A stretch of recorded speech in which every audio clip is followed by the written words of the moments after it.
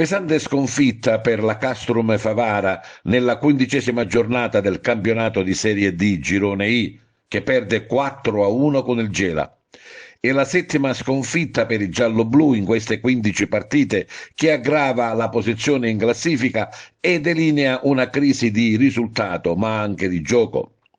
Al Vincenzo Lopresti di Gela va detto che mancavano diversi elementi importanti per il Favara, ma le assenze non possono bastare a giustificare gli errori macroscopici di chi è sceso in campo. Il 4-1 finale è un passivo pesante che ha evidenziato le incertezze della retroguardia favarese. La partita si è messa subito male, un grave svarione difensivo ha spalancato la strada a Cangemi, che ha ringraziato portando il Gela in vantaggio. Favara che prova a reagire con Piazza e Gueye, neutralizzati dalle belle parate del portiere del Gela. Nella ripresa arriva il raddoppio dei padroni di casa, ancora con Cangemi.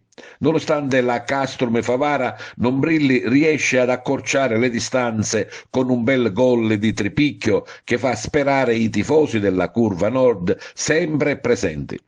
Ma la reazione si spegne presto, il Gela allunga il passo fino al definitivo 4-1, sfruttando ancora le disattenzioni dei gialloblu.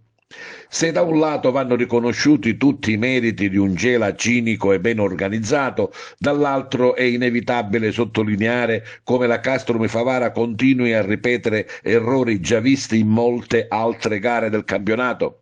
Ingenuità in difesa, scarsa concretezza in attacco e difficoltà evidenti nella zona nevralgica del campo stanno diventando un marchio di fabbrica preoccupante.